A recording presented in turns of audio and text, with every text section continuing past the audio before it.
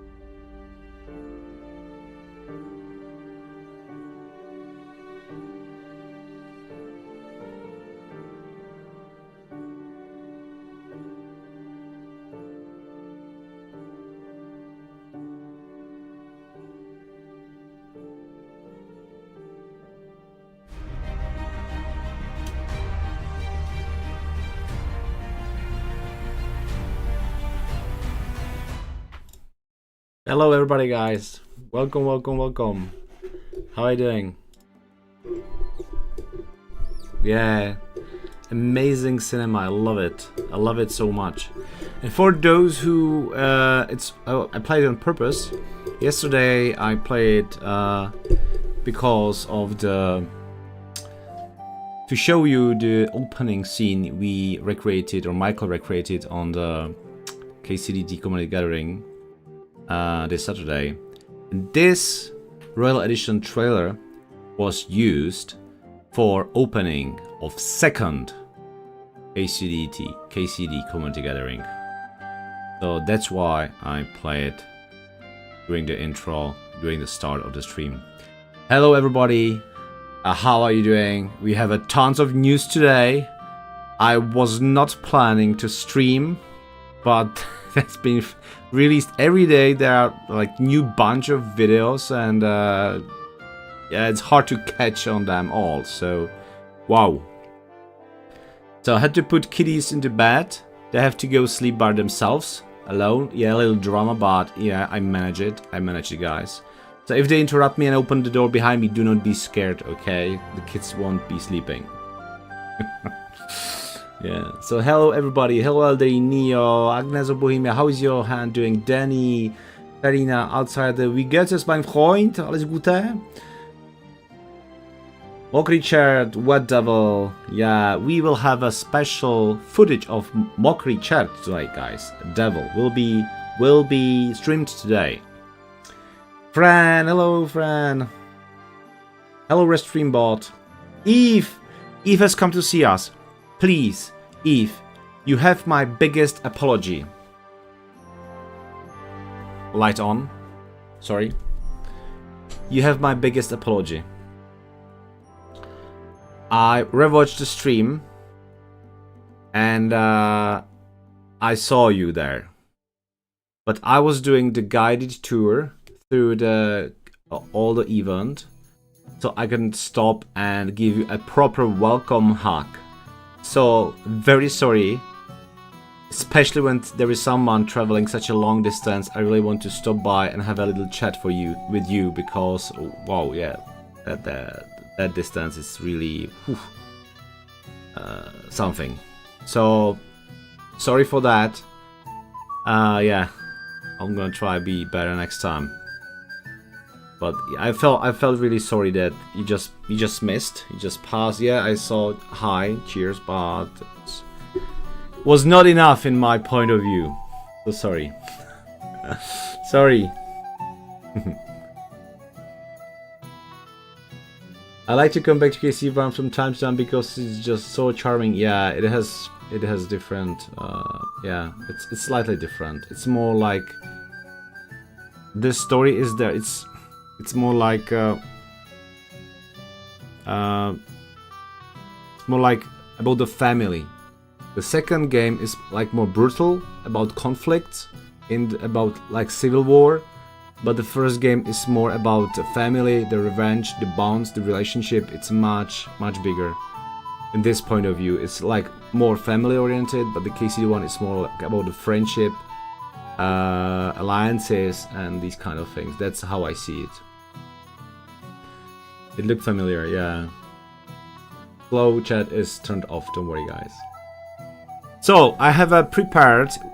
There is a lot to share and watch together. I was not watching it at all. I was keeping it when I have free time. I'm ready, nobody's disturbing me, and I want to enjoy it with you. So maybe some of you already saw those news, but well, at least you will see my first ever reaction, guys, on those. So I'm very much excited. I just don't know in what order, but my suggestion is let's take the media from the shortest one to the longest one.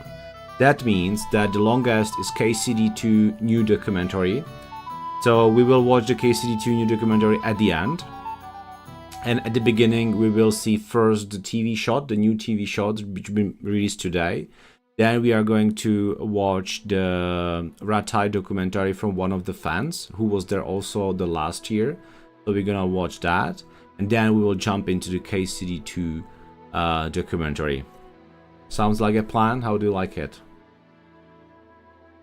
So from the shorter to the longest one. I find it the best choice.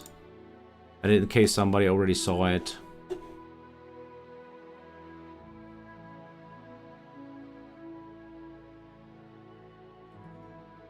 It's such, yeah, it's very, very good mana machine. Very good.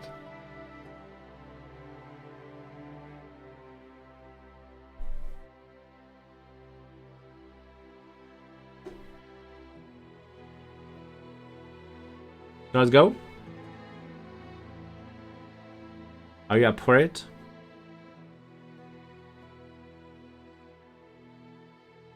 So let me turn on the cam. If I find it.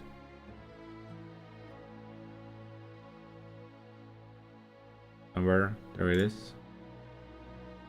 It'll pop in. Here we go. Press media. Ready, guys? Ready and loaded? Let's go. Yeah, new TV spot. We got here a new TV spot. If you would like to roll the beautiful bean footage. Okay, cool. If you would like to provide some translation because it's Czech press, let me know. And I will translate for you. There we go. No time to waste.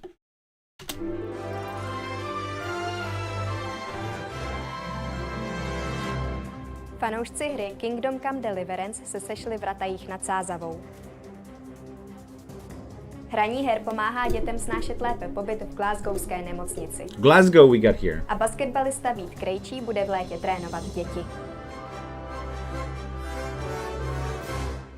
Ahoj holky a kluci, je 18:40 a to znamená, že začínají zprávičky. Česká počítačová hra Kingdom Come Deliverance, jejíž druhý díl vyšel letos v únoru, budí zájem po celém světě. Do středověkých Čech se díky ní podívali miliony hráčů. Fanoušci hry si o víkendu dali sraz už po třetí v Rattajích nad Sázavou, kde se odehrává část prvního dílu. I letos setkání fanoušků zahájil slavnostní průvod. Někteří příznivci hry přišli v historických kostýmech. Celá rodina jsme se chtěli do té středověké atmosféry ponořit, takže jsme si na sebe dali to oblečení. K té hře mě vlastně přivedl můj brácha, který má rád středověk. Navazujeme na ten předchozí ročník a vždycky se snažíme to mít větší, zajímavější. Takže letos máme navíc konečně ratajský turnaj. To byly vždycky dva týmy, asi po 5 lidech. Měli na sobě celý platový That's him again. First time ever. A který rytíř spadl, tak ten byl vyloučený. Středověkou zbroj a šerm si pak mohli děti vyzkoušet na louce za Rattajským zámkem. Kdo chtěl, mohl se projet i na koni. Poprvé letos mimořádně tady máme dokonce šedivku, což je nejoblíbenější kůň Jindřicha právě ze hry. A tak to vypadá ve hře. That's Lucas. Hrad Pirkstein. And I was blackmailing him. Mimořádně navštívit. Tedy alespoň to, co z něj zbylo. Jak můžete vidět, dochoval se především takzvaný Bergfried, tedy obraná věž hradu. Mrzí mě, že ty hrady se prostě nedochovaly tak dobře. Zase mě jako dost překvapuje, že prostě v té hře to dokázali tak dobře napodobit jako z toho středověku a že lidé se kvůli tomu třeba... The game is 18 plus, guys. Yeah, 18 plus. O tomto víkendu, a to v Kutné Hoře, kde se odehrává děj druhého dílu hry. Konat se tam bude totiž 31. ročník festivalu Královské stříbření. Lukáš Vopršál, zprávičky. This is so fucking funny, you know, because the game is 18 plus, and I will tell you some story behind this. It's really funny, but first I'm gonna play a really annoying song you love so much.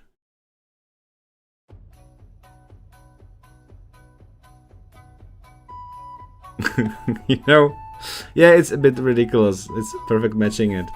So I met Lukáš. That was the guy who was like placed into the shots into the screen, and it was the third year when which he attended, and every year he somehow skipped me. First year there was me and Michael. He did many interviews, but he had just some short footage, so he put into the clip just Michael Pitton and not me. In the second year, I was hoping, okay, let's put me in the. I hope you're gonna put me into the clip. So, I was hoping, and but Toby came. So, and it was right before the KCD2 release. So, he made many interviews, but put into the TV clip just Toby. I was like, are you fucking kidding me? Nobody knows that I was organizing it. So, third year, this one, he came again, making again another interviews. And I was at the night in the pub blackmailing him. Hey buddy, if you will not put me for the third time in the clip, I have my agents that are waiting at your home and they will harm you. So give me a second.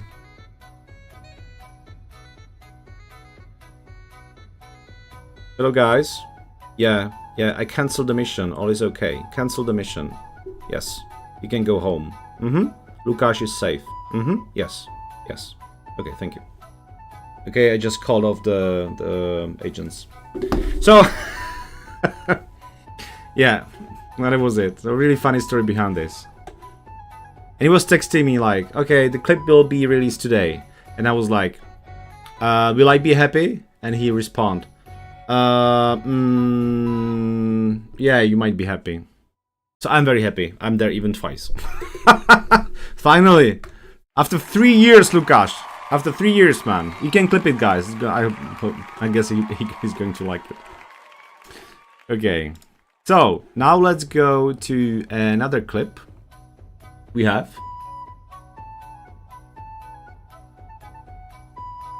Yeah. Let's go to the other one.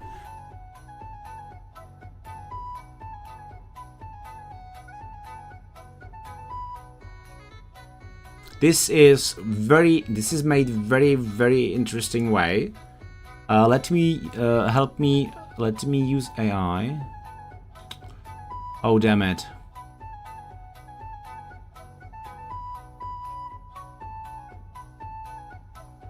Maybe it's not possible.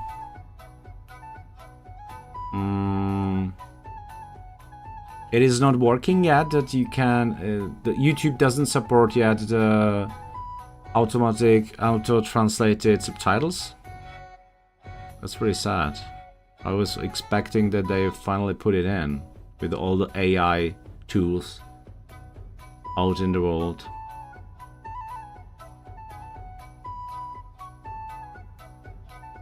Oh, there it is. I found it. Cool. So English. Yes! We have it, guys. Awesome.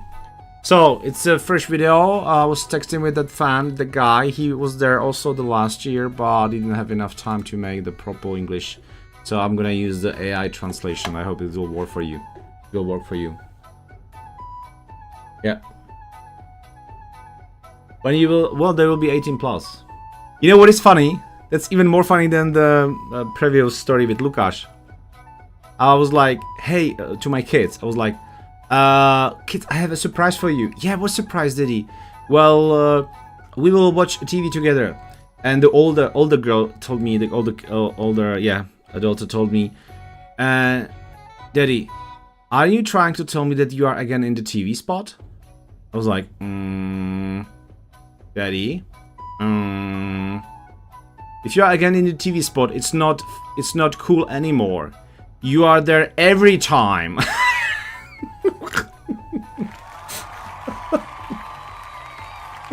So I guess I have to put in the TV spot somebody else.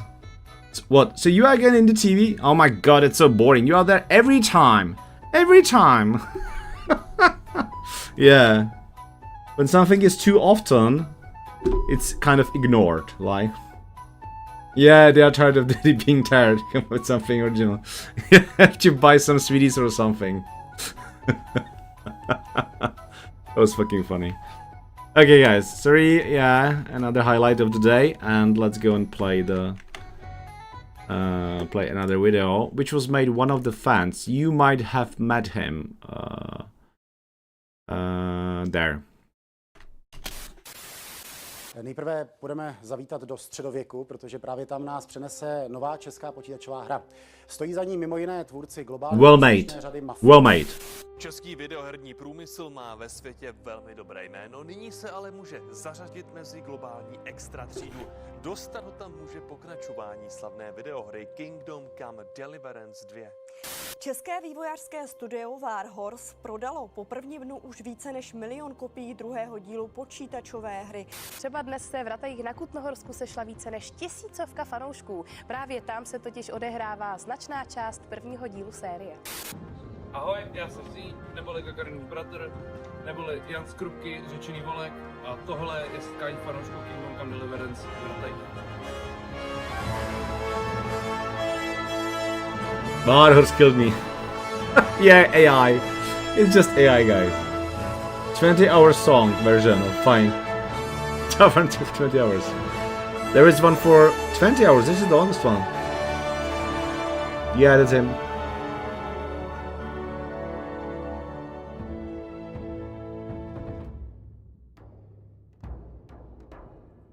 I wish the drum sounds like this, right? Neo, Danny, everybody there, guys. Everybody there.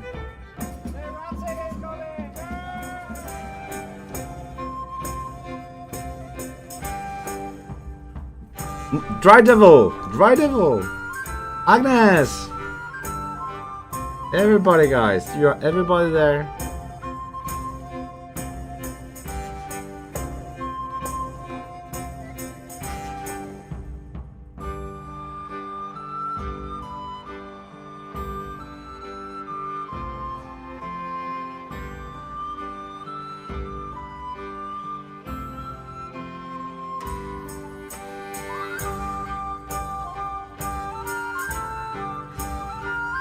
First time when I saw the interpreter girl, I thought Roxy is here. She's looking so similar to Roxy. So welcome to the third SPOT-KCD2 together here in Rattay. We're very excited to be here again with you. This time is with legendary Rattay tournament. Finally, yes! Oh my gosh. Yeah, even though he was stuck. Well, thank you everybody for coming out. You're wonderful. You're lovely. You came out, right? Sorry? You came out too, right? I see what you did there. Can't talk about, we can talk privately later. This is my bit. Yeah, really. Yeah, as I said, Bernie. Yeah. Really read my video. Maybe add some more color filter. It's like blurry or something. All the merchants here. That's really made. Rocaria.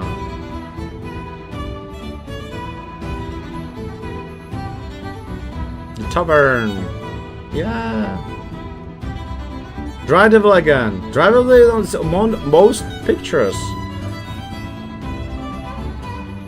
You see, you are very popular. Dry Devil. Red Devil. G was there. Neo again. Peter was there too. Lukash again with the beer. Many of you guys are there. Vera was there looking down at the fights. Sperkstein, that's the cops. That's the one who rents. There was a chap. There was a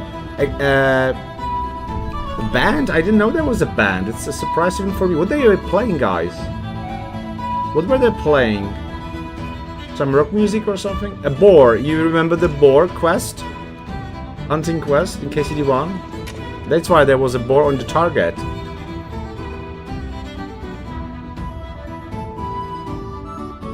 Have you noticed the beautiful Rattay caps for beer? Oh, nice. And have anyone noticed, Neo, about the shirt? Somebody asked or looked or was admiring your shirt?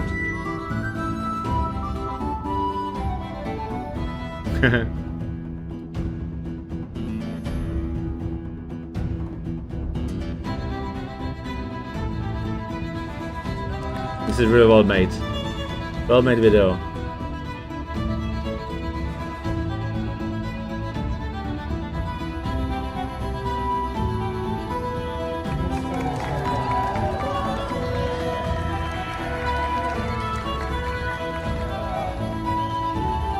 You took the cup home. You stole it? You stole it? Did you come on? Marriage. Marriage again. Ask for marriage. And this scene. Oh, I love it. Oh, it's waving slow motion. This is very juicy, guys. Very juicy. Vlastně jsem se tě chtěla zeptat. No... Nevěřím, že se holka jako ty umí i stydět. No dobře. Tak teda na rovinu. Jsi spíš na pěkný kozy? Nebo zadky? No tak o tom se celou dobu bavíte. Neuhejbej a odpověz. Chci to vědět. Určitě prsa. How much did it cost, the cup?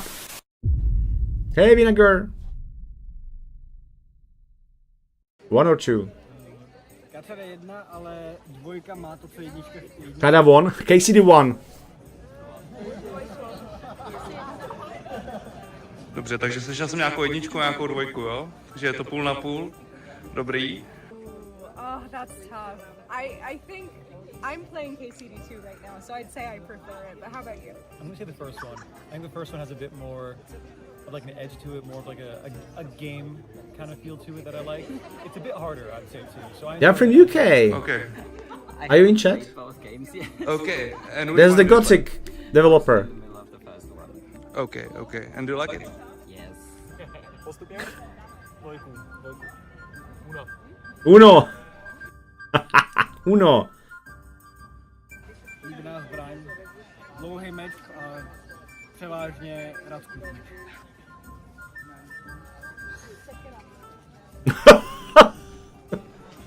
Axe. Longsword. Dagger. Ooh. Crossbow. Nice. Longsword always. The master Nice. Master I strike. couldn't get anywhere without it. I'll agree, the longsword's the best. I've been using longsword, but I've been doing a merciful playthrough. Oh my god, the hardest way. Playing without killing. What's it called? Bro. Yeah. Yes, okay. he was shooting it. And he was completely wasted, Danny. Completely wasted. This time he was not drinking much. Já jsem hrozně chtěl být jako jiný a hrát s ničím jiným než s mečem, ale postupně v každém obu ve jedničce ve dvojce jsem po velmi krátké době skončil u meče a budu vždycky hrát longsword. To byl ručák, určitě. Mně se líbí vždycky.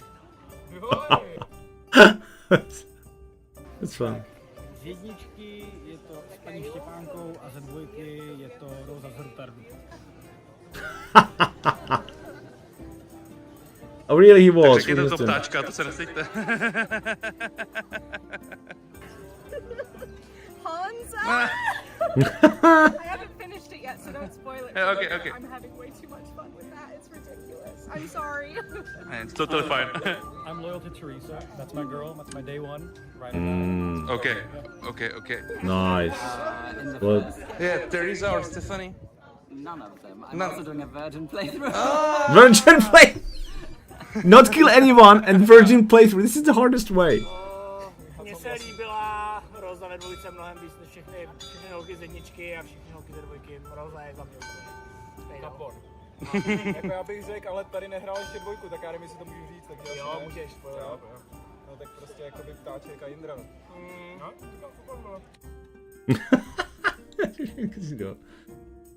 Yeah. Knight. I like the knight playstyle, but I can't deny I be stealing stuff. I definitely do pinch a few things here and there. Yeah, some things got lost during the day, guys. My playstyle is more of a knight. I kind of like the feeling of people noticing my character, the growth that he had from a peasant to a knight, and playing as a noble person feels kind of good. Diplomat. Okay, diplomat. Já bych neukradl nikdy nic. Já jsem taky rytíř, ne? Pravý rytíř nezabíjí nikoho ve spánku ani z dálky, normálně.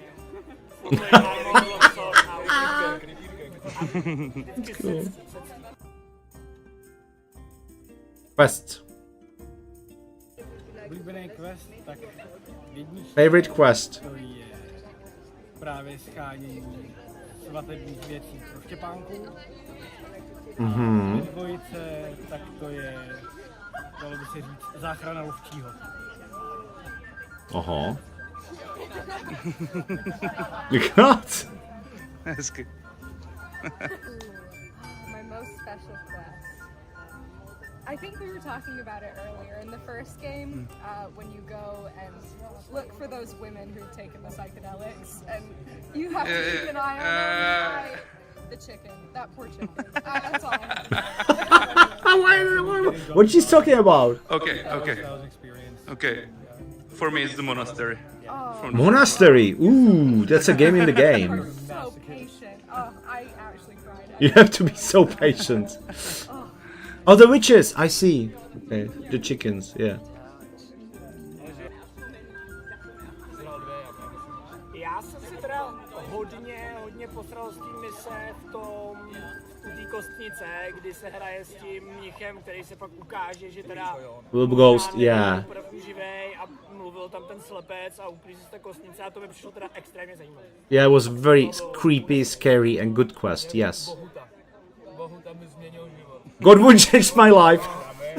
Bohuta mě úplně jako změnilo perspektivu. Jako Bohuta, jakoby na veškerý jako gaming a božstvo. Já tady musím říct, že mě jakoby zasáhla ta vedlejší mise s Pavlínou od Boženy, jakoby jak jí zabili toho zase jako spoileru, ale tak jako to bylo takový docela silný, že jsem si úplně říkal úplně to je jakoby, to je real shit, no, to je jako Pavlína, no. OK, moc vám děkuju. Oh, there will be a second episode. Cool. Adam Sporka, Jim High, Michael Pitton, interviews. Wow, in the next episode. Amazing.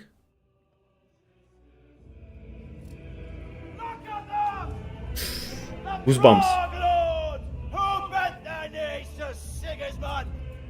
And everybody fled back to Hungary. They carried on pillaging our land, occupying, killing, raping, spreading the blood of their fellow countrymen in the name of the usurper. I have goosebumps again. Fuck. Should we let them get away with it? Should we? No! It's time to finally put the stop to this forever! To chase these foreigners and wipe them off the face of the earth! To hunt this rebel back to Prague in the name of King Wenceslas!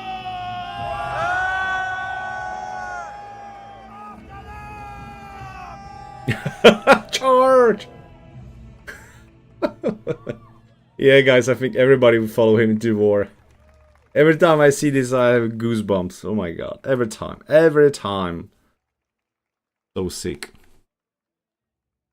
Really like that. Really good video. Good job, man. Good job. You did a really good job. So guys, how did you like it? Really cool.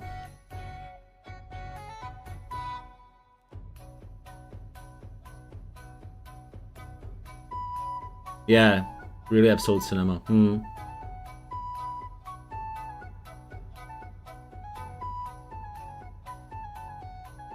Whose was that?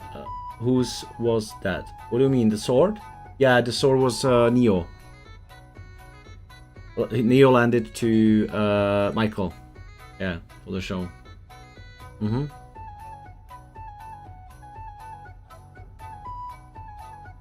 Yeah, definitely, guys. I'll post all the links of the videos when I'm done, so you can rewatch it. Yes, guys. I'll put it on the Discord in the media thread. Okay.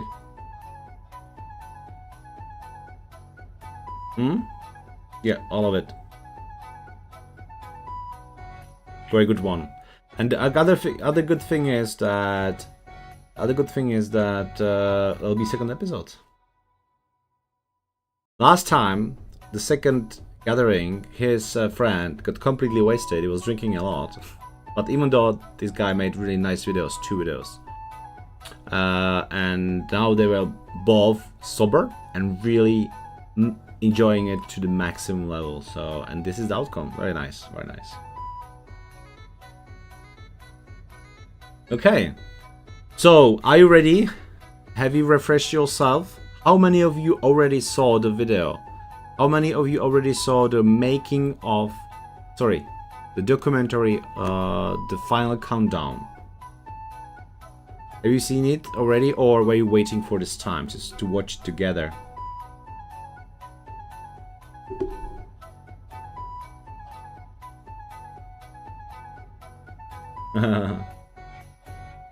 The majority of us just made a picture with him, yeah. I did, but it's worth watching. Okay, no, that can't wait to watch. Oh, cool. We can half of it leaves the stream. I have to go enjoy. Okay, give it one. Yo, we did with Luke. Okay, okay. Just looks at her. Okay, guys. So yeah, I'm very excited. Let's go in. Let's go in.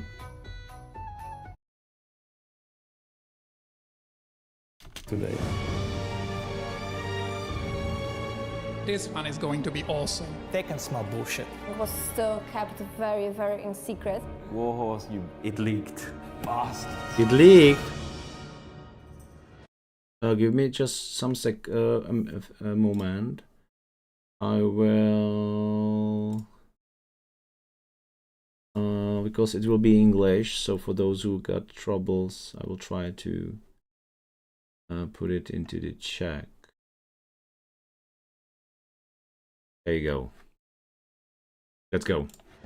Kingdom Come Deliverance released in 2018 to a generally positive acclaim.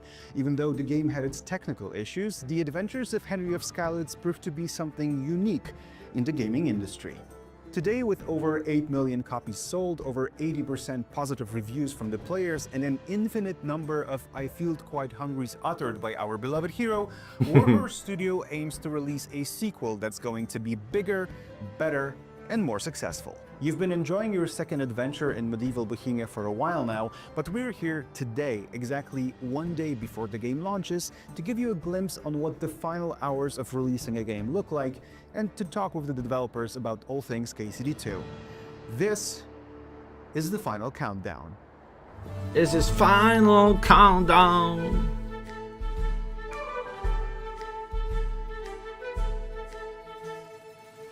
I met this guy on the release party, by the way, guys. Hi. Hi there. Hello, welcome to Warhorse. How can I help you? It's funny again. I'm with the media. We're supposed to be recording with you guys today. Oh, yes. No, we've been expecting you. If you wait here, my friend will be with you in just a second. Can I get you anything in the meantime? Water, coffee, bathhouse services? Services, love it. Thank you. Just wait right there. Hi, I'm Tom. Hi, nice to meet you. Nice to meet you too. Shall we do this? Yeah, please, follow me. Great, thank you. Tom, listen, the guy at the reception, do I know him from somewhere? No, he's just got one of those faces. You know who I am! What do you do at Warhorse? Oh, you know, this and that. This is epic CGI. So, here we are. But, wait. Where is everyone? Guys, you are in for a treat. Find your next game. Platinum KCD Final Countdown.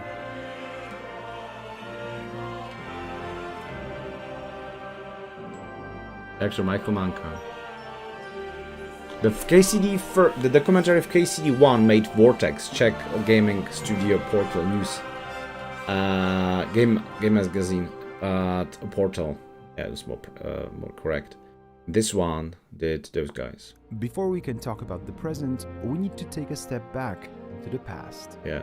I always wanted to create something from our Rattay! history. The thing is that there was almost no historical games that are not strategies, let's say. In my opinion, there was a huge hole in the market. We found it the company together with Martin and started to work on it. And it was quite tough because nobody believed that his purely historical game is commercially possible. 2008 to 2009, I was working in Codemasters in UK, so as a producer. Then I came back to Czech Republic. I was wondering, what am I going to do? My friend Viktor Bocan came to me and introduced me to Dan Vavra. And of course, I knew Dan from before, but we didn't meet before in person. So I was aware of him, of his work, and he introduced me to his concept of realistic medieval RPG. I thought it's a great idea. And it's completely Dan's idea, and I immediately saw that it's going to work. It's the kind of game I would like to play, and that really nobody did anything even remotely similar before. It was a quite tough start at the beginning because we had to find money not the traditional way. Investors, Kickstarter, years of actually struggle to make it happen. We started looking for investors, and of course we approached various gaming companies, and they all unimpressed by our pitch. And Alpha, very amazing. We approached venture capitalists. Of course, in Czech Republic, there were no similar success stories of a venture capitalist funding a game studio and then exiting it and making a lot of money.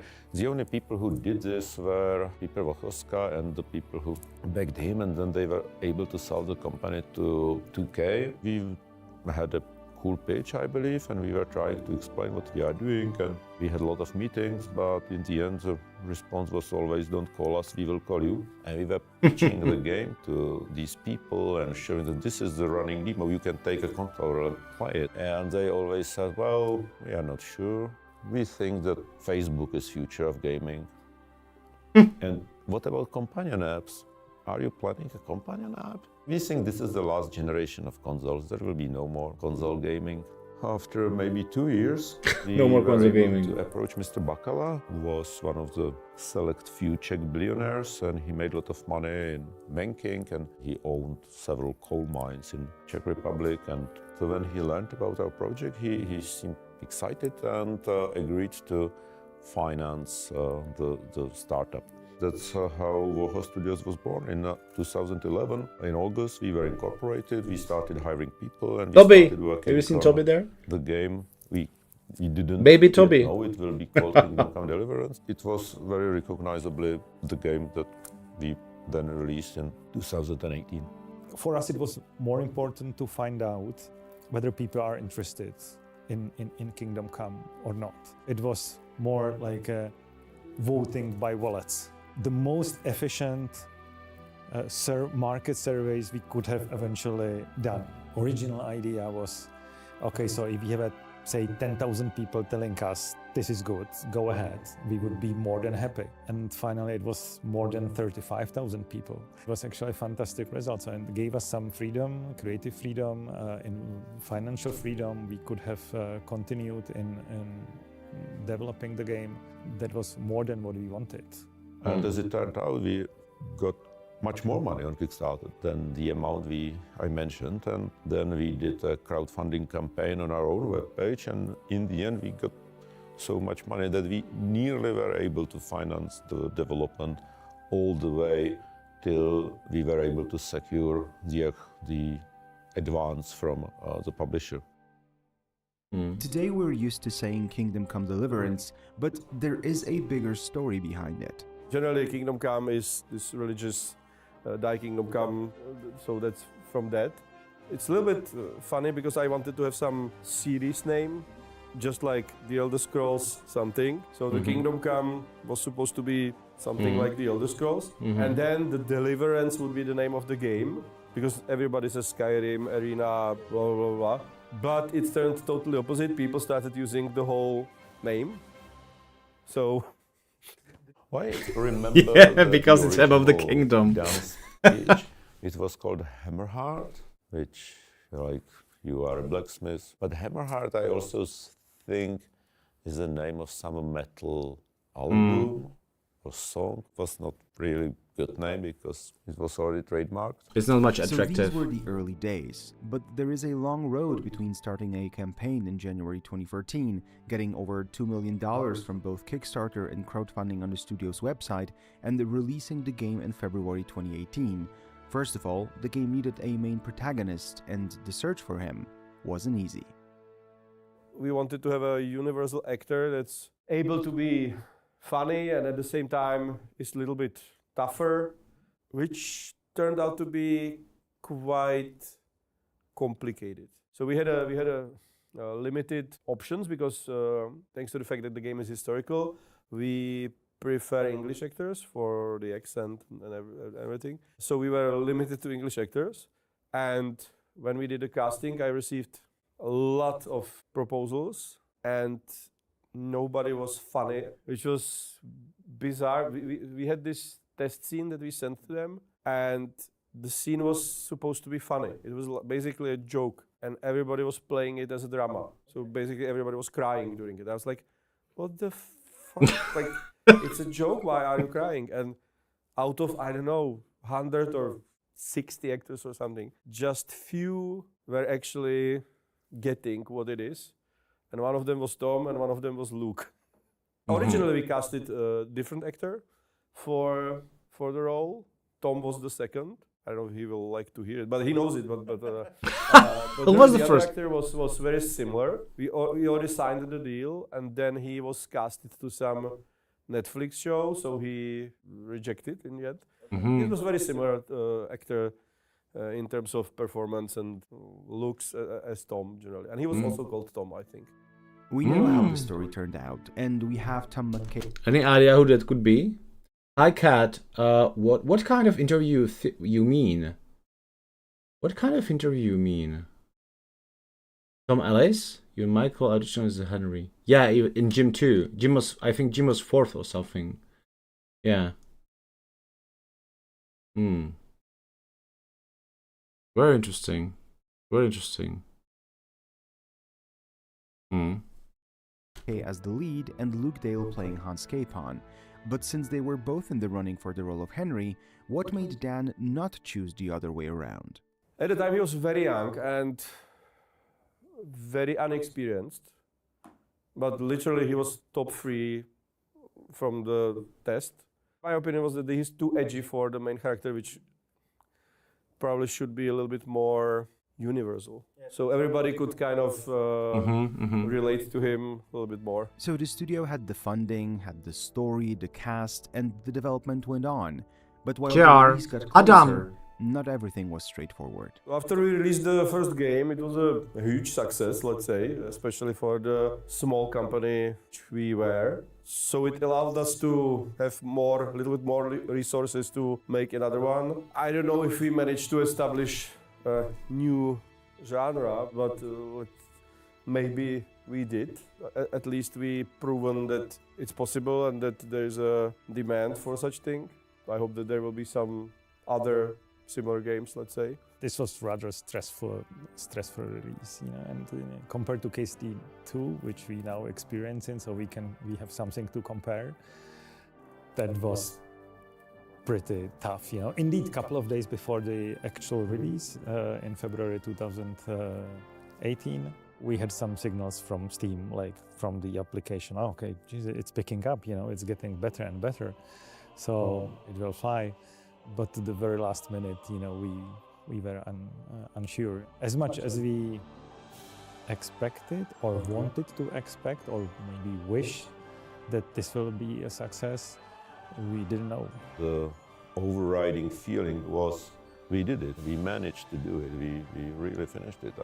And there were moments when it seemed like a very distant goal and we were not sure if we are going to be able to finish it at all, especially on the technical side. The KCD1 didn't run perfectly on in the cinematic. That was me. Generation, but it did run, and you could play it, and that's no small feat.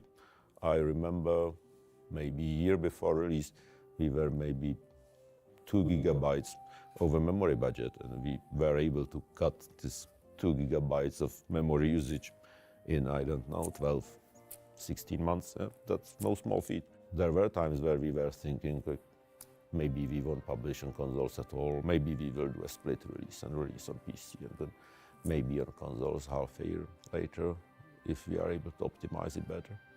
And in the end, we were able to optimize it in time for the release, simultaneous release on all platforms. That was great.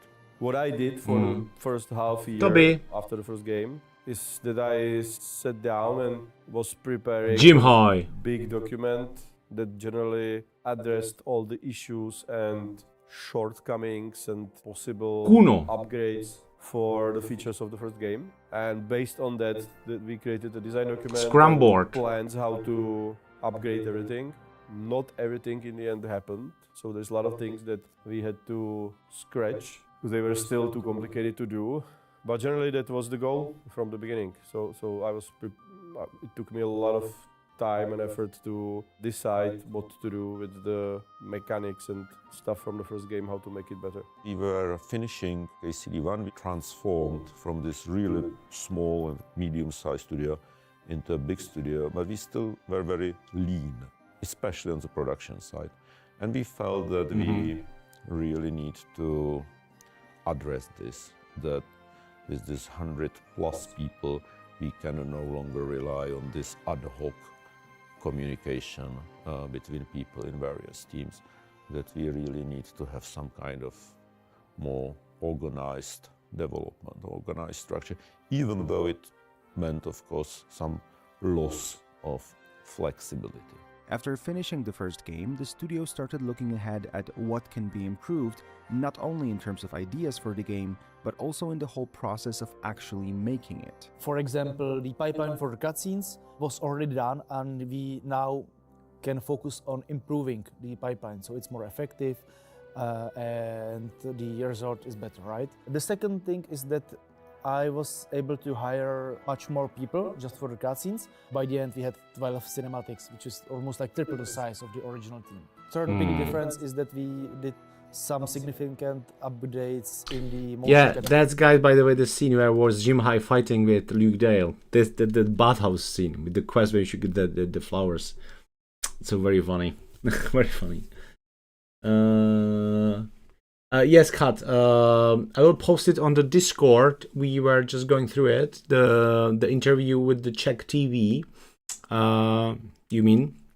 So I was broadcasting it at the beginning of the stream, and I will post the links on that interview of that TV spot on the Discord.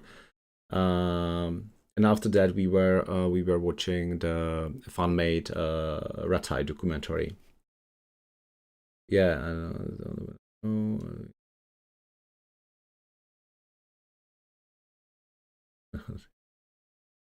Yeah, it was a Czech Spravičky, Dčko. It's me again. Hey, Mori. As well. We implemented performance capture.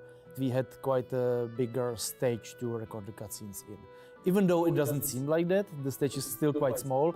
Believe me, it's much bigger than the original one that we had in previous offices. All the characters models. Otherwise, when you see those dots on the face, that's something I also experienced when I was there for face capturing.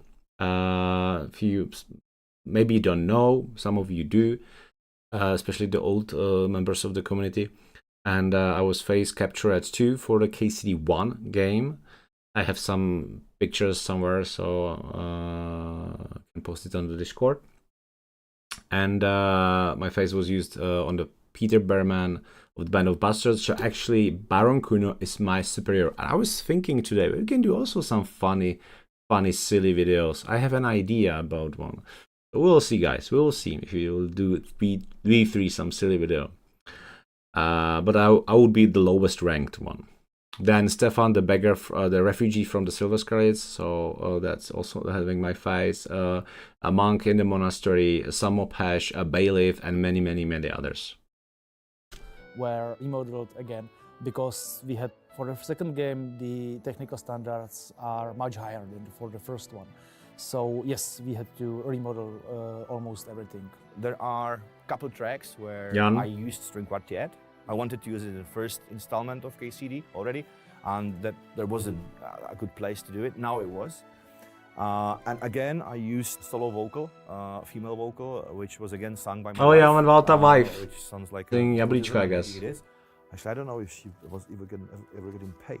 But anyway, the thing is, you know, she's a wonderful professional musician, and if you have somebody like that at home, and she is willing to come at 10 p.m. into your office and record something because she's a brilliant singer, that helps a lot. Actually, players know her from the DLC number 3. She sung there the Jablíčko, the song. Yeah, so this voice is coming back. She's gold. Only in a couple of situations, but yeah, that's like where it fits very nice. This Jablíčko Apple song you can hear as ambient sound when you walk, explore the Trotsky region in Fortress. So it's there a lot of ambient music, and it's very beautiful. Nicely, and it brings an extra emotion to the cutscene. For Kingdom Come Deliverance 1, you had this huge obligation and low expectations. And in KCD2, the expectations are high. Because of the success of the first game, obviously everybody is expecting us to outperform KCD1. The game was more expensive, more people have been working on it. We spent maybe twice as much man-months developing KCD2. So all this effort had to be visible somewhere, and it should translate to more sales, more happy players. So the expectations are much higher, and this obligation or responsibility, or however we want to call it, are different. The first game for us was really do or die. We were a private company owned by an investor. We had no track record, we had nothing to fall back on. If KCD1 flopped, that would be the end of it. I was invited for release party of KCD1. Fortunately, I had problems with my spine. I was lying in the hospitals and I couldn't attend. And yeah, it's pissing me ill. I'm very, very sorry for that, but that's life. And thank God I could attend at least the KCD2. Yeah. Absolutely no doubt about it that would be the end of it. Nobody would even buy the studio or buy the IP. Hey, it was unsuccessful. Brand blessed. Anyway.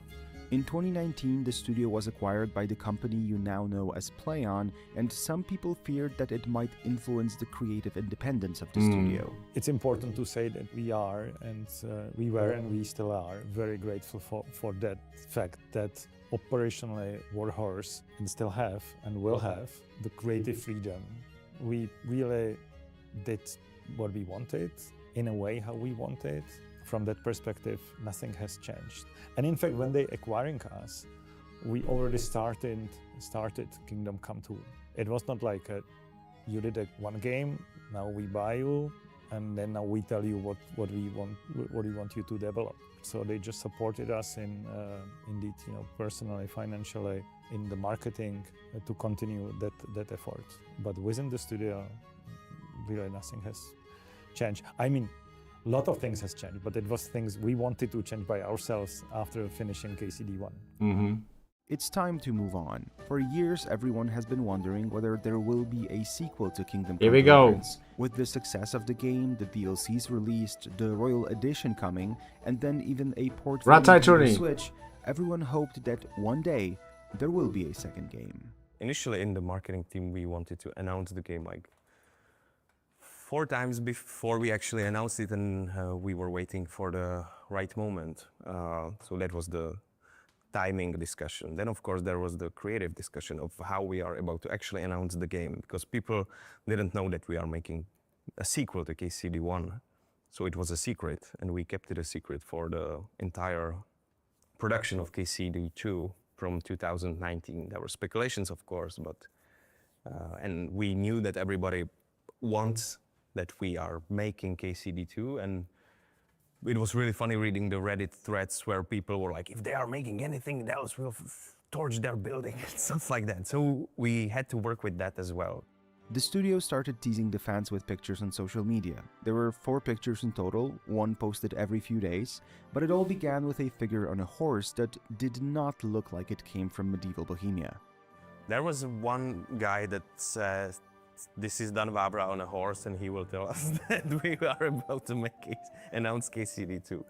We've put the letters KCD and Romani 2 into every one of these. There were 40 of pictures, and we put KCD into the one by one into every of the picture. It was very hidden, but if we knew that some of our fans are really like, you know, zooming it in to the absolute maximum, and he found it and he put it on Reddit, and people were like, "Oh, you're going crazy, man! Change your meds." And this is, and he was right all the time. KCD2, yeah. April 2024, the fans got what they wanted. The reveal consisted not only of the trailer, but also the whole introduction to the premise of the game made by the team, the 2 main actors, as well as musicians conducted by Jan Walta, who performed the track that fans instantly fell in love with. It was shot in Gothenburg, the main capital of Kingdom Come Deliverance 2. In the Saint Barbara Church, which is like the, let's say, the monument people go there for. And we shot it actually exactly a year ago, the end of January 2024. We shot it for 3 days. We shot it in Gothenburg on purpose. One, of course, it's the setting of the game. And when we were having like creative chats how we are about to execute the announcement, there were some people that said, let's just shoot it in the office. It will be easier and it won't be as expensive, but where would the fun be, right? I think that's what made the whole thing special, sort of like having this conceptual setting and starting it in Gothenburg with the mysterious rider and then having the orchestra in the cathedral. It's like such a unique setting that we haven't seen anything like that in game reveals before. Yeah. Originally, and how many of this you Saint were Barbara sick theme of was that? meant to be played around the Saint Barbara Church, which is built like next to the magnificent walls of the Gothenburg town. So I wanted to give it the grace and the gloriousness as it is now. But the thing is, you know, we are 1403. Church of St. Barbara back then was like maybe 2 meters high, maybe less, because it was still under construction. And because of the war, you know, the building was stuck. It was a working site. It was not that glorious as now it is. I already had the theme. And it looked like that's actually quite cool. I liked it. So I've decided that I will record this track in a like bit bigger official version, and I will record it live with 66 musicians in the orchestra and 40 people choir. It was supposed to be one of like 6, maybe 7 tracks you hear when when the game starts. You start the build, you know, and you see the main menu, and some music starts, you know. I actually maybe had originally 1 or 2 other candidates for that. But then there is this guy from the studio, his name is Vítek Mičke. He came to me and was like, listen, we are gonna be doing this announcement video, you know, about the game and all the things, and we just don't wanna announce it through a trailer. We want to do like a whole big show about it. And why don't we just finish it all? And he described me all the parts. I was like, oh, this is amazing. Wow, this sounds good. And Luke and Tom are gonna be in it together, you know, in live, in person. Wow, this is amazing. Oh, I was like, this is great, this is great, this is great. And then he said, like, well, what do you say if we would just finish it all, you know, with your Saint Barbara theme? I was like, yeah. So I really didn't expect that. Nice. So, yeah. I would never believe, you know, the music, you know, would have such a prominent spot, you know, anywhere. It's like, wow. So I was, of course, very happy. We have been doing this recording then with musicians in back then freezing St. Barbara Church, already built, already in its gloriousness. Freezing there. That was like -6 or -7 degrees Celsius. God. I think maybe it was like really pretty bad for musicians. It was a hell of an experience. It was an amazing thing. I mean, yeah, hadn't it been for Vítek Mičke, it probably wouldn't have this status, because he's, okay, I composed it, that much I can say, but he's the guy who elevated it up, you know, and he put all the spotlights on it. So, yeah, thanks, Vítek. It was important to keep this kind of announcement in complete secrecy in order not to spoil the surprise for the people. Good thing it didn't leak, right? Actually, it leaked. It leaked not the footage of the announcement, but footage of our trailer that was part of the announcement game reveal. It leaked actually one night before we announced it in April. Oh we were yeah, very that's happy true. I it remember hasn't that. leaked until the day of the announcement. That I woke up at 7 a.m. I have like 90 missed calls from Luke. Oh man, look at the Twitter. Fuck man, this is, and it leaked like a cut down of the trailer on one of our advertising partners' webpage. I was still awake because I was very excited. Wasn't it IGN and or Roxy, something? funnily enough, messaged me and said, Luke, the game's been leaked. You need to have a look. And so I was calling Toby. Yeah, IGN. I stayed up all night deleting posts to keep it contained. Oh yeah, man. Oh fuck. We're fucking really busy for this leak, yeah. Yeah. Kept trying to break, yeah. My god. 24 hours madness. When for us, you know, for those who love the game, we were without a problem waiting for the proper date of the announcement. But yeah, some people just enjoy to watch it leaked and spread the leak. Yeah. I was calling Vitek and they were asleep. You know, it's 3 a.m. in Prague and I'm like, oh my God. And then I think as soon as they woke up, damage control, you know, panic stations, and they got it all taken down. And then, but it's kind of a testament to the fans as well, because a lot of people I read were like, even if it has been leaked, I'm still going to wait until Warhorse. Yeah, that's what I just said. Yes. Ruin it for myself. Yes, I want exactly. it all to come from them. Mm-hmm. And if you do that as a fan, it's for the best because you get it properly. So we had to kill every single Facebook post and Reddit post throughout the day, so it wouldn't spread, and it didn't, which is because we knew it would completely ruin the surprise. The whole intro with Tom and Luke meeting, it would be ruined. I'd been shown it, and I was like, "This is something else." You know, this is crazy. This is. I mean, I think other studios could learn a lot from what Warhorse did. Mm-hmm. You know, you could feel the passion behind it. Yeah, and exactly. Projecting the game upon the halls of St. Barbara, it's inspired. It's absolutely genius, isn't it? And I think that's only comes from when a studio and a team are as passionate as Warhorse are. It is finally time to join Henry and Hans in their quest of delivering the letter to Otto von Berghoff. What letter, you might ask? Well, this one, of course. We, by the will of God, lords and nobles of the Kingdom of Bohemia, and likewise His Grace Margrave Jobst of Luxembourg. How many of you have the letter? Brandenburg, hereby send you, Sir Otto, Lord von Berghoff, and Royal Chamberlain, our respectful greetings. It is surely as clear to you as it is to us that our beloved kingdom has descended into a deplorable state of unrest, lawlessness, and hostilities. Mikey! A regrettable shadow over the legacy of our late revered Emperor Charles IV. Eternal glory to his name. His heirs Wenceslas and Sigismund are in conflict, and our noble houses throughout the land have become entrenched in mutual dispute and dissent. As the nobility of this illustrious kingdom, it is our divine duty to endeavour to bring much desired peace to Bohemia, and likewise its righteous king. Enough of folly and wretchedness. Let us now unite our noble houses in seeking to make amends, punish the sinners as befits. Please accept this letter from the hand of our noble friend and envoy, Sir Hans Capon of Perkstein and Leipa, and his squire, Sir Henry of Scanneth, and to submit to them your considered response. In the name of Jesus Christ, laid down at Rattay Castle by the undersigned in AD 1403.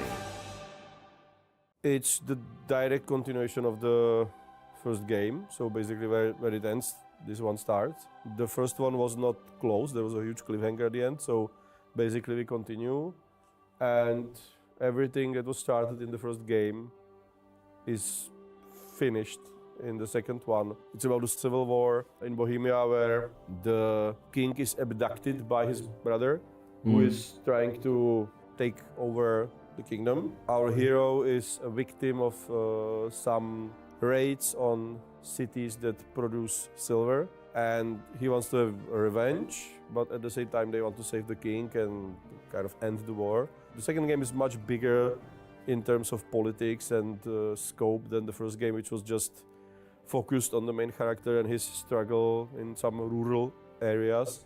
This time it's much more about politics and kind of bigger picture of what's happening. Concept of the full story was done at the beginning, so the second game was already established 10 years ago, and the original plan was to kind of have the whole story told through the first game, which was not possible and quite naive, because even the second one took us a lot of work, so it was totally impossible to do it in the first game. But I believe that there is going to be a second game because I was quite convinced that it's going to be a successful game. And especially after Kickstarter and all the publicity we got God. and the reactions of the people. I want to play the game again. I haven't finished it yet. About it, so I was quite sure the possibility of second game would be quite high. Go bio, guys. Get drink. So yeah, after the Gutenberg, like looking at the after Gutenberg, I'm definitely go back to the game, playing the KCD2, and finally, hopefully, keep progressing it. story from two different perspectives. One is like what's happening in the world and the lore of the world. And obviously there, in the beginning of the 15th century, when the game takes place, there was a raging civil war. But then the other perspective is the personal story of Henry. I think for the fans who enjoyed the first game, what you'll enjoy about the second is the step up into adulthood for Henry. You were dealing with bandits and small town problems, and now you're dealing with kings, and you're dealing with really big armies and big boy problems, and you've got to rise to the occasion. And I think that's quite exciting. You know, just like in life, you have to grow up, and things get tougher as you go along, and that's good. You know, the new challenges and seeing Henry grow in that way is really exciting. So I think they'll enjoy that. KCD1 was from a child to a man, and KCD2 is from a man to a warrior. And specifically to a warrior, not a hero. He still has this kind of struggle with his past self when he still feels that he failed. You know, his parents died in the first game, and he still kind of feels that he should have been braver. In his humble way, he's trying to prove himself. He's trying to do good, or at least to not, you know, do too much evil. So it's like this personal journey. And yeah, he has his enemies from the first game, and yes, they will be end to the story that began in KCD1. KCD is in an unusual position of telling a story that's grounded in actual history. This means that there are two types of characters there. Ones who are completely fictional, like Henry, our hero Henry, and historical characters that require a bit different treatment when writing for a video game. With the completely historical characters, the limitations are, for example, you can't kill them because they actually lived, and people can research them. It would feel weird if you change history, so you can't change, you know, the history of Europe in our game. So these are the limitations we had when writing the story. And even some characters, you know, when it was well known that some character behaved in a way, we had to retain them. But we had a lot of freedom with the new characters. So when you come up with interesting Gutenberg burger, for example, you could come up with anything basically. The characters that are invented and the characters that are like pre-written by history, their starting point is really not that far off. The only difference is that with the historical character, you have to be careful not to break the continuous of our timeline. So, you know, they will survive. You know, the Rattay will survive because he will die in 1412 when a mob of angry monks will trample him to death because of a tax issue. Marquard von Aulitz. There's some debate of where he died and how he died. In terms of like character biography, I think Marquard is the only one where we maybe did something which was better for the story, but it was not completely historically accurate. One thing that is very unique for Warhorse is their approach to designing a game. It's often very hardcore and old school in its design, and I think it's safe to say that Warhorse does things that not many studios are willing to risk. The combination of like this... Yes, the miners killed him. Old school RPG with the open world is something that not many people do. As you said, you know, even action games nowadays do some form of open world. Even the new Doom game that was just announced, announced that you will be able to, you know, explore and find tidbits. So basically every bigger game has some sense of open world.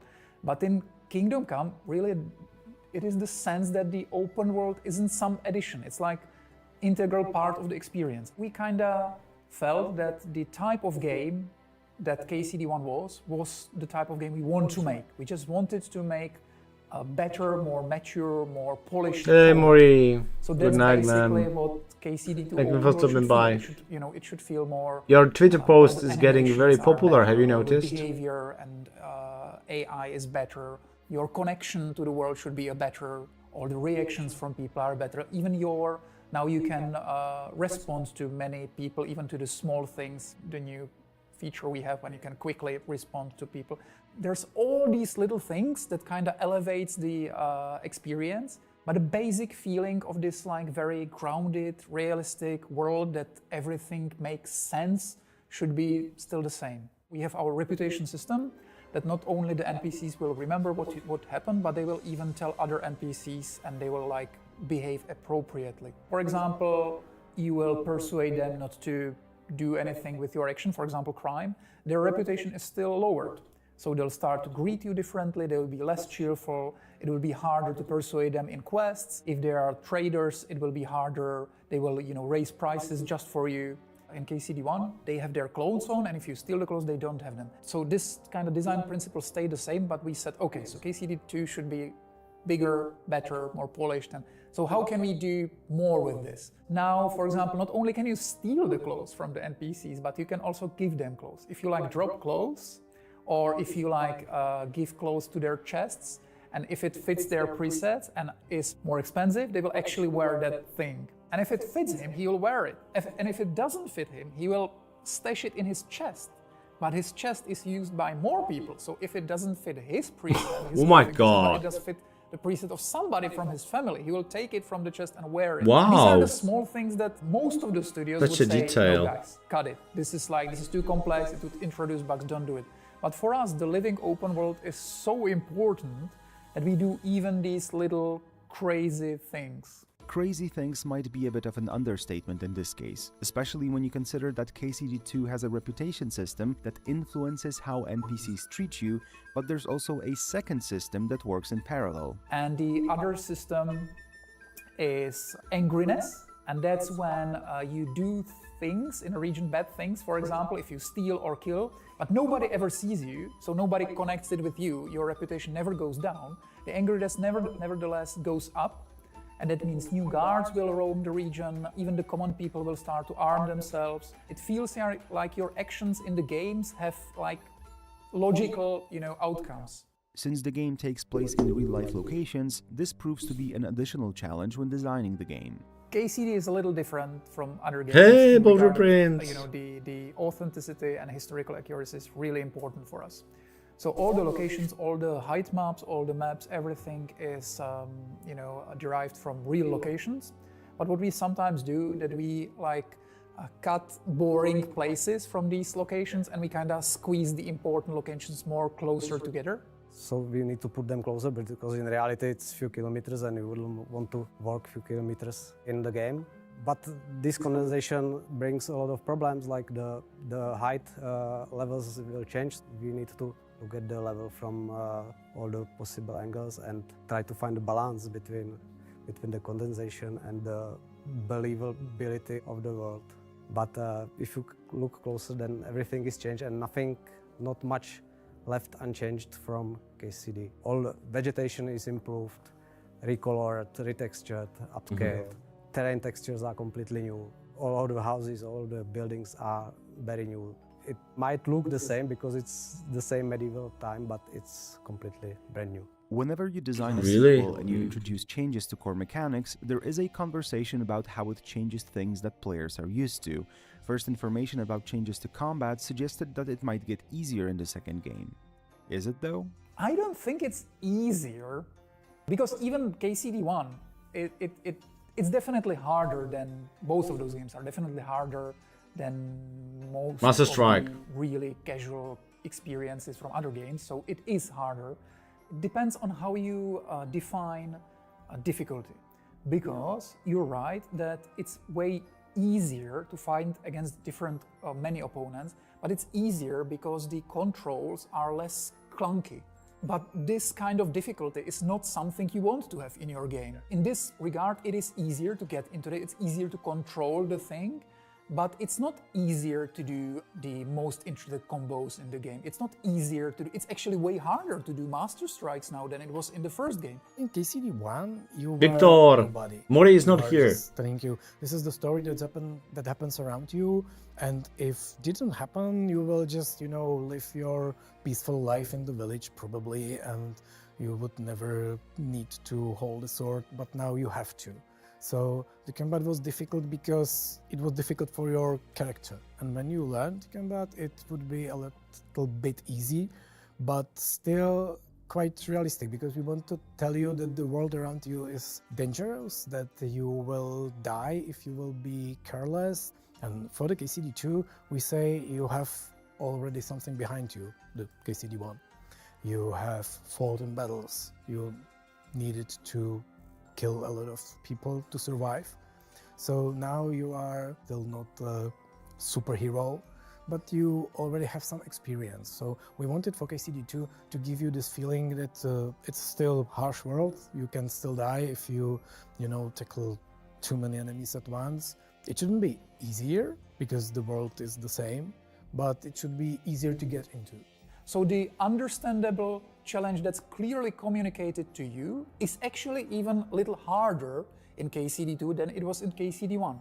But the approachability of the controls and the systems and the ease of understanding what you're supposed to do is easier in KCD2. Keeping in mind how unusual this series is because of its historical aspect, there is one part that for some might be overlooked, but it is absolutely crucial in the whole process. My favorite things about working on KCD franchise, it's the research and the way how you learn so much about the history and about the culture. It teaches you how skillful our ancestors were, how many great things they were able to build with much less resources or technology than we have right now. Fortunately, we have some great people in the team who are really passionate about history and came even from backgrounds like restoring historical buildings.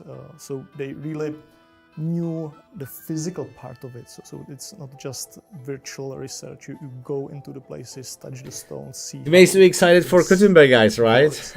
I guess.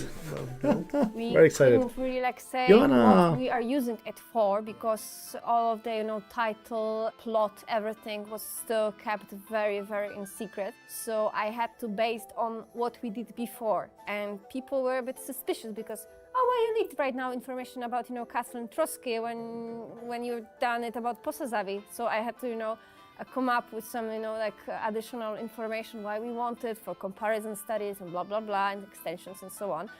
But really we try to keep it very low, not come out too early. A lot of people have this impression that being historically accurate isn't really important because most people don't know how castles actually look. Most people will not call you on an armor that is not accurate. But what I think, and it's really important and something we learned over the course of the years, is that maybe people don't know what exactly it's supposed to look like, but they can smell bullshit.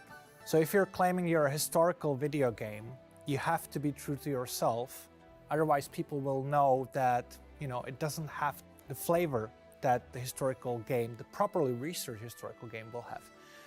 Even though there's some limits to what we can do and how far we can go into sort of recreating the world. In the first game, I remember some guy on the forums told us chicken or hens didn't have this color because he was an expert in chicken breeds in 15th century. And this is exactly what I told in the beginning, like no one in the world knows this, only this one person, and almost no one will scrutinize this. But if a lot of these misconceptions amount, even if you don't know, there's going to be some details or some symbolism that you can pick up and you can be like, oh, it doesn't feel real.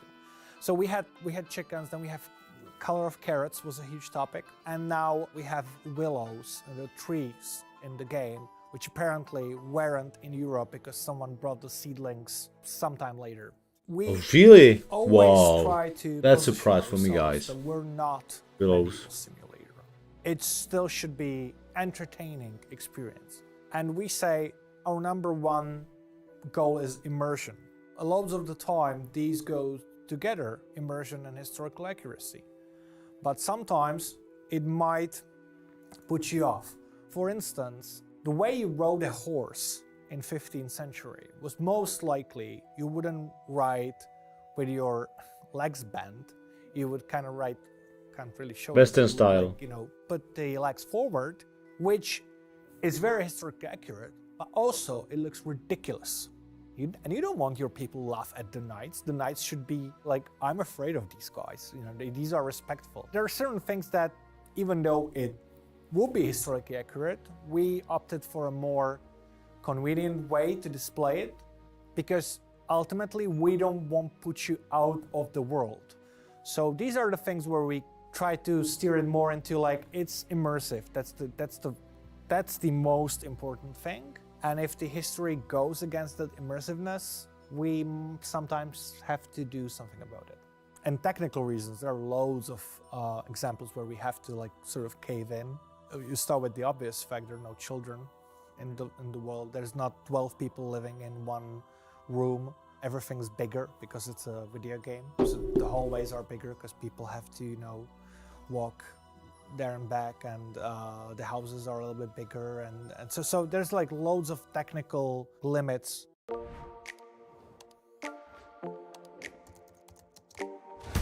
Yeah, I know all these. I'll text it to While you. the first game had I'll Rattay write as it. its biggest Yeah. and most dense Please leave me a location, post. KCD2 Leave me went with a message much more on challenging task of our building thread. the huge Thank city you of on the Kuttenberg, Discord. which Yes. today is known as Kutna Hora. And as you can probably imagine, As a reminder, it wasn't easy. We started with really gathering not only the sources, but contacting people who dedicate their life to actually study how Kuttenberg looked in previous centuries and all of the work around, so regarding the mining and stuff. We found out that there is like really tons of materials, and exactly, again, some blind spots or like places where it's very difficult to estimate what would be exactly, because you don't have much of the evidence from that exact time. So we had to base on everything that we had a little bit before and a little bit after. For example, then something was like establishing process, or it was like stopped or so. And then we also had to take that into consideration that we already showed something in the KCD1, like some kind of a difference between, very little countryside, villages and stuff, and, for example, Rattay. So now Kuttenberg, which was like second largest and most wealthy, city in the Czech Republic, need to be really in this hierarchy really high. So again, like we had to push it. So we had to do this pimp ups, as I say, to consider, and then of course at all of elements study the things that were in the cities nearby, like also from Prague, like collect that information and follow up people who are actually living there. We have to paint the whole world. This is the problem with us going against actual historians, is that if you're specializing in pottery shards in 15th century Bohemia, you know everything about pottery. We have to know everything about everything. We have to build the world. We can't really leave white spaces. If you are doing academic research, you can say, this thing we don't know. But you can't just, you can't go through a city and suddenly there's a white space instead of a house. That's a bug. It's not us saying, really? Oh, we don't know wow, how this house. you are really enjoying So, it, for example, Neo. in Kuttenberg, on the corner today, the tower with the clock, it's not there. It burned down. We have no idea how it looked like. But we used our educated guesses to reconstruct it, because we can't really say we don't know how the tower looked, because that would look weird if there was no, today there's no tower, but if there was sort of like, I don't know, a white cube instead of a tower with a message like, sorry, but we did our research and we don't know how the tower looked, so instead of that, we'll just admitting it by putting this placeholder here. That wouldn't be really immersive. One thing is to creating this historical city, which is really great experience on its own, but we still need to make sure it's city which works in the game. We are not creating like this open air museum or some theme park or something. We are still making the game. So we needed to rethink so many things, even the things how you navigate through the city, where you can go, where you cannot. Some gameplay mechanics like the crime system, the stealth. So, for example, if you want to rob someone's house, you need to these escape routes from the houses. And creating the historical city was the first part of the job. The rest of work was to make sure it still looks oh my god. But at the same time, we are not even in the half, guys. It's very long. Just explore it as the player.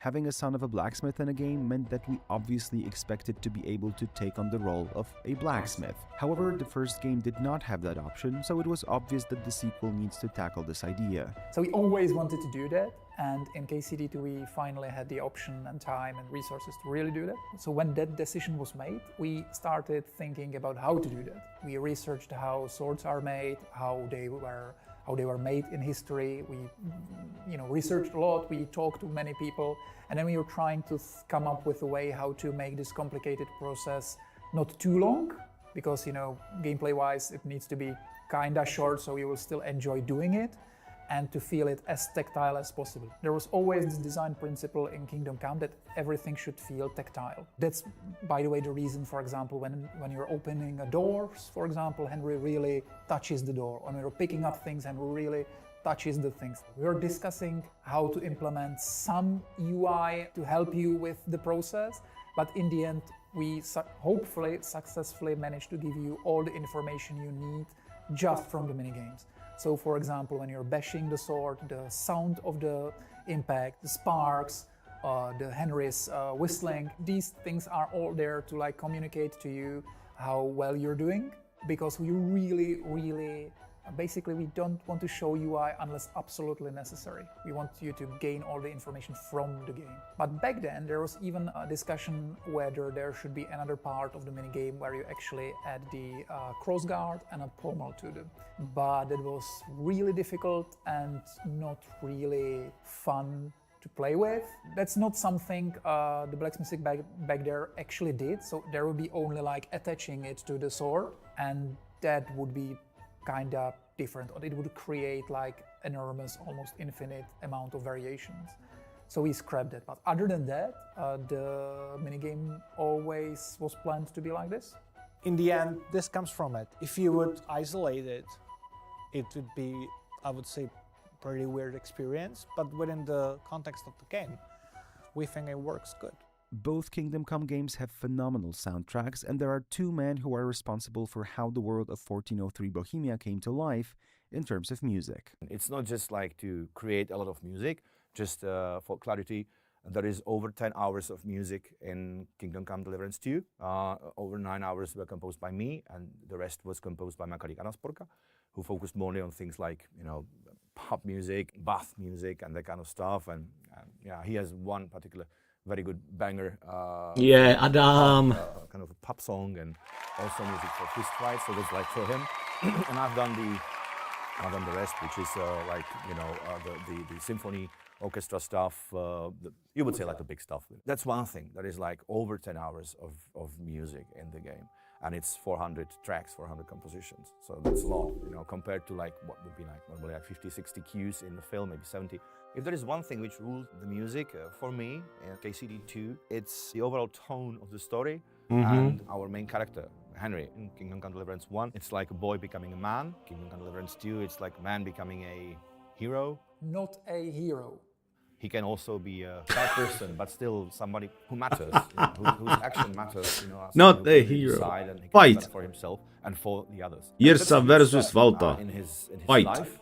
Round That's 1. a huge step in the story, which changes the tone, particularly in the Gutenberg part of the story. But it already starts at the Drosetsko part. It's also about the problems our characters are solving. What are we talking about now? It's not anymore like a small quarrel of some local landlords or something. It's much bigger than that. You actually become a part of really historic events. You are changing the course of things for kings and maybe emperors and whole countries. Same as KCD2. Overall, the KCD2 music should be bigger, better, and more mature, and that's Everything. more mature.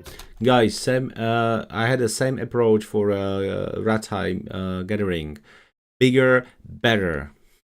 Same thing. It's the most important word to say.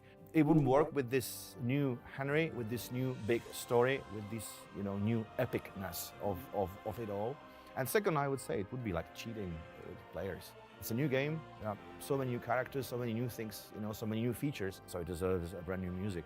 With one, maybe two exceptions, there is no single music which we would use, like we would take the same music from Kingdom Come 1 and we would use it again. Yeah. So like out of those 400 It's tracks, morphed like somehow. 398-ish of them are like brand new. And yeah, one of the cool things which we had and which I really enjoyed and which surprised me, because I didn't expect how much of a change that's gonna be, was that we had a live choir. We had 40 singers, like a huge one, and all of them were amazing. It was when they started. Guys, look forward for the concert. Look forward for the KCD2 concert. Definitely go. I'll definitely go.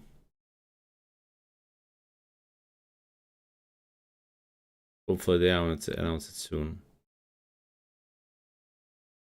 I just wonder where that's gonna be, but I expect they will expect high numbers of the visitors, so it will not be in the Rudolfinum. It will be in O2 Arena or the O2 Universal, something that big. Started. That was a moment, and I didn't expect that. I mean, like, I didn't. How did they say it? I didn't see it coming. That's the thing, You just give them the sign, and it started all of them. And we did this in the Dvořákovi Rudolfinum, which is still my all favorite room for music. That was a great thing. And since I knew I'm gonna have choir there to use Latin words, Latin lyrics coming from Requiem, and I've used various parts of the Requiem. So there is a Recordare, there is Agnus Dei, it's like 7, maybe 8 of them. There is Dies Irae, for instance, as well. If you recognize what the choir is singing, and if you are familiar with what the Latin words mean, or if you find it out, if you look it up, you will see what I meant with using this part of the Requiem lyrics in this particular scene, in this particular moment of the story. But audio is not only about the music, it's also the whole sound design to make everything feel real. We recorded. Vojta, guys, this guy these guys got me into Warhorse. With this guy started my cooperation with Warhorse. Because I sent them an email that I have my Warburg collection, like historical bow replicas. And Vojta is such a geek that he wants to have those sounds at as much authentic as possible. So they invited me into the studio, and we did the legendary bow sounds recording. Thanks to this guy. Thank you, Vojta. There it all started. And sounds for our beautiful outdoor locations. For example, if you're in forest, it can sound like this.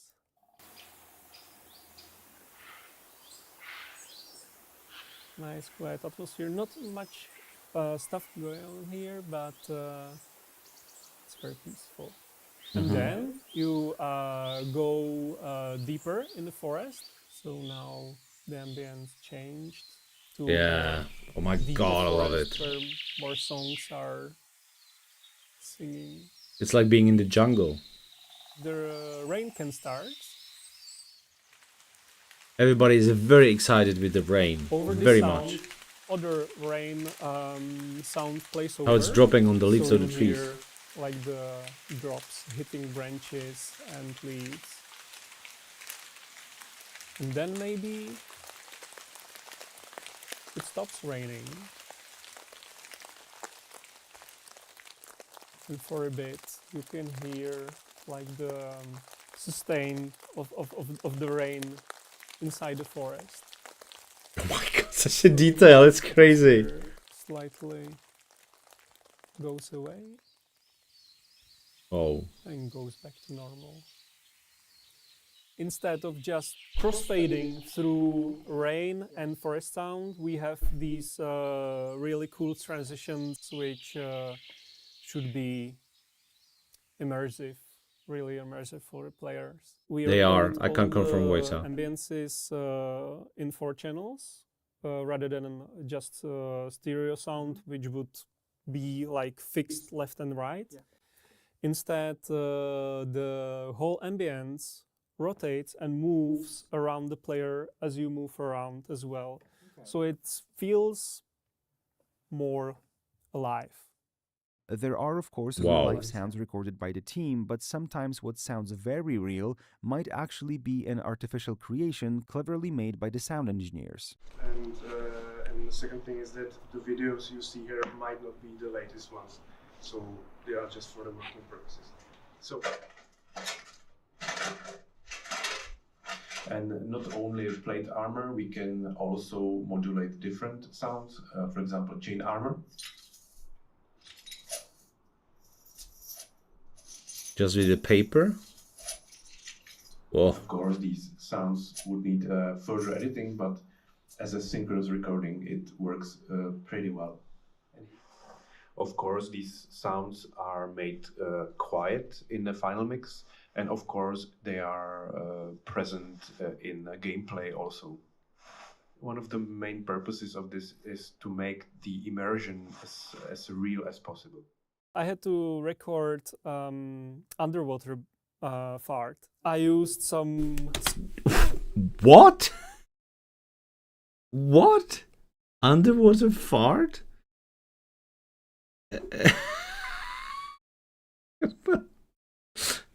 What?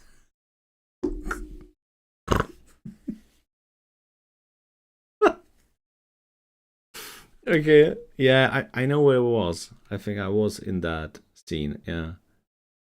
Some bucket filled with water, and I just used empty ketchup bottle, and I made it like this. It was nice, and I just wish I could do more sounds like this, but well, it's just what you can hear is most of the time what the sound is. So, for instance, there's a lot of throwing up in the game. Farting, throwing up, all sorts of sounds like this. And for throwing up, it's really hard to do the sound. So basically the best way was just recording that thing.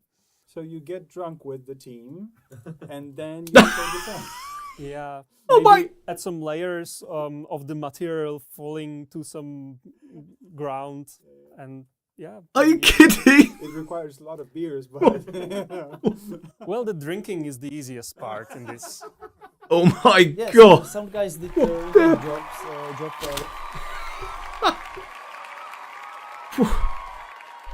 You see how deep they were? How far they go? They want to have they want to have so immersive sounds that they get drunk or do that much to go puke. Then they record it. You just puke. Oh my god! Maybe they should hire you. Regarding the Follies, they were creating most of the Follies by themselves, but we were also recording like the crowd sounds, which in the practice means that we went to this beautiful park in Prague with a group of, I don't know, 20, 30 people, and then we're like shouting, laughing, talking, they are fighting together, and it was really cool, and it kind of helps to feel the crowds behind, or like the life outside of the frame, right? So the sound part of the cutscenes are being sometimes overlooked, but like I really enjoyed it and I love it. Hiring for We have puking. the trebuchet sound, starting with wooden layers. Nice. So there are quite a lot of them. So there is a different wooden layer here.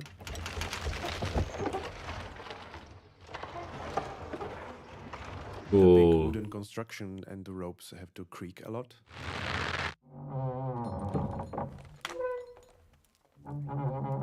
Then we needed to add some airy sounds, some whooshes and flying of the projectile. So the blue regions sound like this.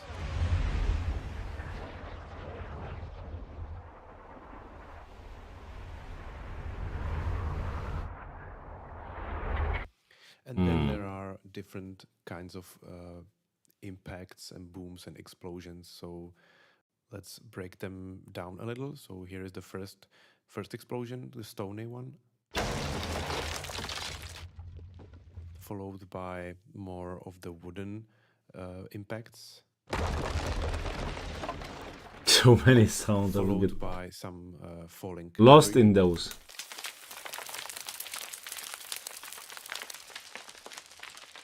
Of course, a lot of different objects falling down from the tower.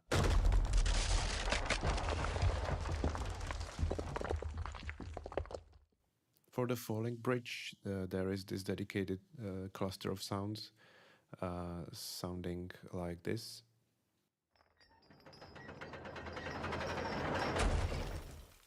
And let's finish this with the complete design.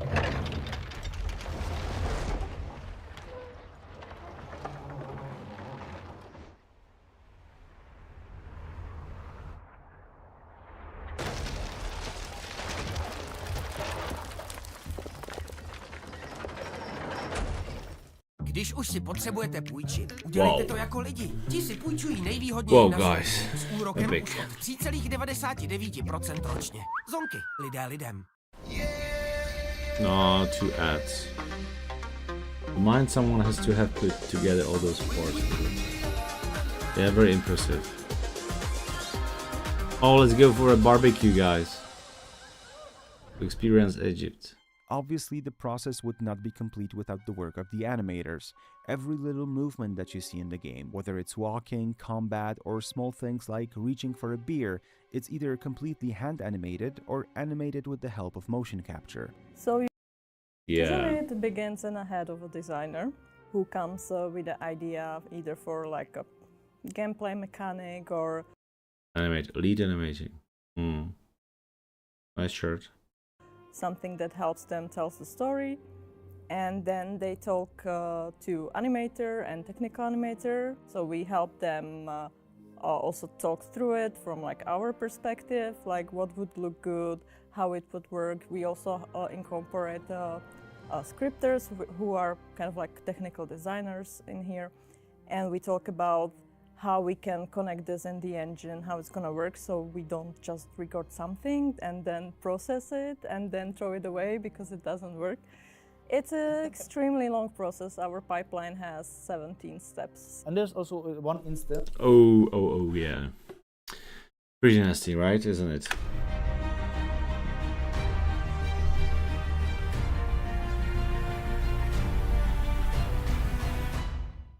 Hey guys, sorry, the video documentary, it's too long for me and I had to stop the stream today, getting tired and still need to do some things. Yeah, I was streaming a long time yesterday and wow, very interesting, at least, right, wasn't it? We gotta continue that for the next time. I'm now going to measure the flag for the banner of Sir Rattay, under which we will unite in the Gutenberg this Saturday. I have to post some details to Eldar regarding. There's still a lot to wrap it up. There's still a lot of things to do, even though it's a small part. But it needs to be again organized so we can unite under the banner with Sir Rattay and Jim High and march as a KC Defense Army through the Gutenberg. And those who will attend, I can guarantee you guys, you will not promise. I still remember the moment when we were as a massive parade procession passing the corner of Italian Court and leaving and directly to the passage to Santa Barbara Cathedral, and with those dozens of drums like spreading around the world, around the city. Sorry, I had goosebumps everywhere. It's so fucking immersive experience, and you want to be part of it. I can guarantee you. So yeah, stay tuned, look forward, and we'll bring you the stream of that day on my channel. Look over, guys. Yeah.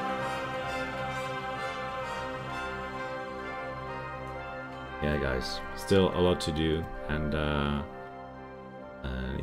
need to prepare the things. Now I'm going to measure the flag. So one of the I think Sharka, thank you very much, Sharka, for doing this for us, for Rattay. It needs to be done. So that's it. Thank you, guys. Thank you for having you. Love you, and see you soon again. Cheers. Bye bye.